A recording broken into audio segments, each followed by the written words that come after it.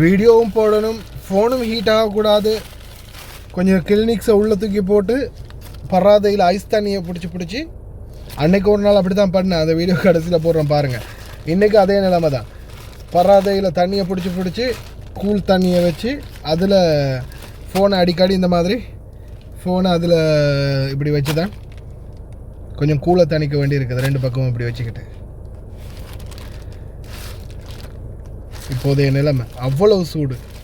அஸ்ஸலாமு அலைக்கும் வரஹ்மத்துல்லாஹி வபரகாத்துஹு. அன்பான அனைத்து உறவுகளுக்கும் இனிய மதிய வணக்கம், மாலை வணக்கம். தற்போதைய முக்கிய செய்தி, ஒரு கப்பல் தாக்கப்பட்டிருக்குது ஸ்ட்ரைட் ஆஃப் ஹார்மஸில். 12 பேர் உயிரிழந்திருக்கிறாங்க. மறுபடியும் நேட்டோ மீதான தாக்குதல்கள் ரஷ்யா நடத்தியதால் ரஷ்யா மீது வார்னிங் தெரிவிச்சிருக்கிறாங்க. ஸ்ட்ரைட் ஆஃப் ஹார்மஸ் தாக்குதல் வந்து ஐஆர்ஜிசி பொறுப்பேற்கலை அப்படின்றதும் ஒரு முக்கிய தகவல். அமெரிக்கா வந்து மிஷன் அக்காம்ப்ளிஷ்ட் அப்படின்ற மாதிரியான தகவலை விடுத்திருக்கிறாங்க. காலநிலையுடைய மாற்றம் மிக மோசமாக இருக்குது உறவுகளே. தற்போதைய சூழலில் பார்த்திங்கன்னா ஹீட், எந்த எக்ஸ்ட்ரீம் ஹீட்டுன்னு சொல்லலாம். இந்த ருத்துபாவோட சேர்ந்த ஹீட்டு ஃபோனே வைக்க முடியல. ஃபோனில் வீடியோ ரெக்கார்ட் பண்ணுறதுலாம் ரொம்ப கஷ்டமாக இருக்குது. ஃபோனை வெளியில் வச்சுக்கிட்டு சும்மா யூஸ் பண்ணுறதே கஷ்டமாக இருக்குது.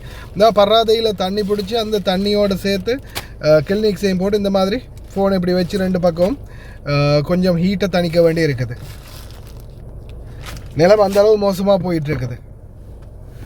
வெளியில் ஃபோனை வச்சுட்டு சூட்டில் யூஸ் பண்ணுறது ரொம்ப கஷ்டமாக இருக்குது. அடுத்தது வெடிக்கிறதுக்கும் வாய்ப்புகள் இருக்குது. ரொம்ப கவனம். வெயில் அதிகமாக ஃபோனை வச்சு யூஸ் பண்ணாதீங்க.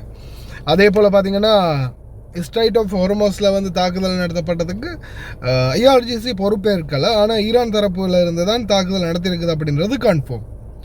இப்போது ஈரான் வந்து செய்ய வேண்டியது ஒன்று தான். இப்போ நிறைய பேர் இல்லை அமெரிக்காவோடையெல்லாம் இறங்கி அடிக்கணும், இறங்கி போராடணும், இப்படி பின்வாங்கக்கூடாது, ஈரான் தோற்கக்கூடாது, பின்வாங்கக்கூடாது அப்படின்னு சிலர் வந்து சொல்லுவாங்க தான். ஆனால் பொருளாதார ரீதியில் அந்த நாடு இன்றைக்கி படுற கஷ்டம் அதை அனுபவிக்கிறவனுக்கு மட்டும்தான் தெரியும். ஐஆர்ஜிசி ஆயுதத்தை வச்சுக்கிட்டு அடிக்கிற மாதிரி இல்லை. நாட்டுக்குள்ளே மக்கள் வந்து சாப்பிடணும், அரசாங்க அதிகாரிகள் ஊழியர்கள் அவங்களுடைய சம்பளத்தை எடுக்கணும். நாட்டுக்குள்ளே இருக்கக்கூடிய பொருளாதார வீழ்ச்சி இன்னும் அதிகரிக்க கடைசியில் நாட்டு மக்கள் வந்து மிகப்பெரிய ஒரு நெருக்கடியை சந்திப்பாங்க. அதை புரிஞ்சு கொள்ளணும். சும்மா வெளியிலேருந்து கமெண்ட் பண்ணுற மாதிரியோ ஈரான் தோற்காது, ஈரான் அப்படி பண்ணு, ஈரான் இப்படி பண்ணு, இல்லை ஈரான் இப்படி சரண்டர் ஆகக்கூடாது, அப்படி பண்ணக்கூடாது, இப்படி பண்ணக்கூடாதுன்னு தயவு செய்து கமெண்ட் பண்ணுறதை நிறுத்துங்க. ஈரான் நாடு அவங்களுடைய நாட்டு மக்களுடைய நிலைமை என்னன்றதை பார்க்கணும். ஒன்று நாட்டில் ஐஆர்ஜிசி ஆளணும், இல்லைன்னா அரசாங்கம் ஆளணும். இது ஒரு பக்கம் இல்லாமல் எல்லா பக்கமும் மாறி இருந்தால் இப்போ கப்பல் அடித்ததுக்கு யாரும் பொறுப்பேற்கல. அப்போ வாரம் போகிறவனெல்லாம் ஆயுதம் வச்சுக்கிட்டு எல்லாருமே தூக்கி அடிச்சுக்கிட்டு இருந்தால் கடைசியில் நாடா இல்லை ஒரு இதான்ற மாதிரி போயிடும். அப்படி இருக்கக்கூடாது. ஏதாவது ஒரு கட்டுப்பாடு ஒன்று இருக்கணும் இல்லையா? ஒன்று ஐஆர்ஜிசின்னு அவங்களோட கட்டுப்பாட்டில் இருக்கணும், இல்லைன்னா அமெரிக்கா அரசாங்கத்தோட கட்டுப்பாட்டில் இருக்கணும்.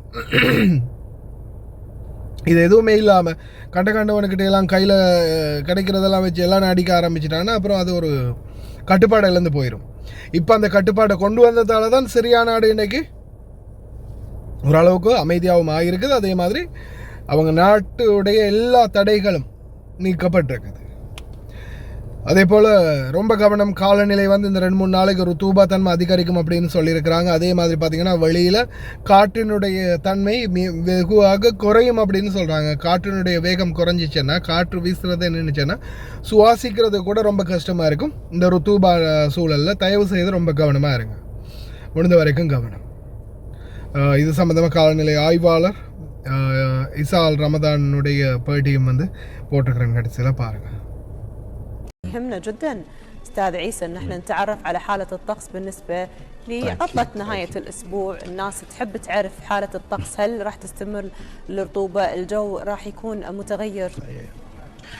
الله يعيننا. احنا نشوف الحمد لله يعني راح الكثير من الصيف صح بقى القليل صبروا يعني طبعا نصبر شويه على الرطوبه. هالويكند هذا رطوبه صراحه. عندنا اليوم الخميس، عندنا الجمعة، عندنا السبت كذلك، عندنا الأحد إلى الاثنين. ولكن شنو يزيد وقت المساء بالليل او اول الصبح ويرد يقل بالنهار. السبت تكون شوي رطوبه اخف.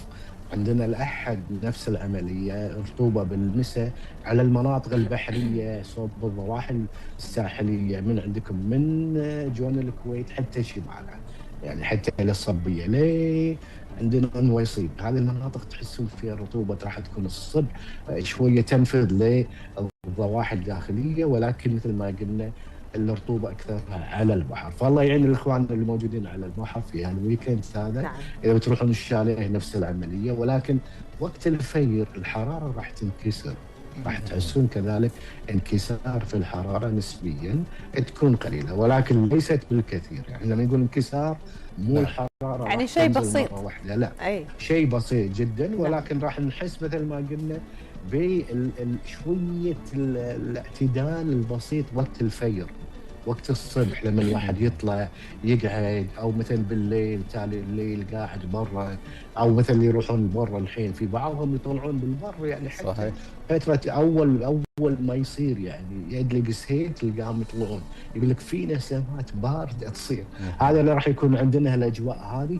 وفي ايام رطبة، يعني شوف بعد ما يدلق سهيل اللي هو بداية الفصل الخريف المناخي عندنا بالكويت راح تبدي في شوية رطوبة كذلك.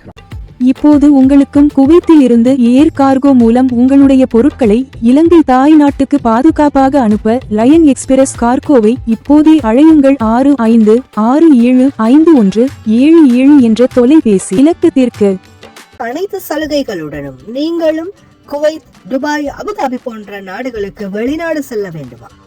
உங்களுக்கான விடுமுறை மற்றும் போனஸ் அனைத்து சலுகைகளுடனும் விதேசி வெளிநாட்டு வேலைவாய்ப்பு மையம். தொடர்புகளுக்கு இப்போதே அலையுங்கள் 0742 800800.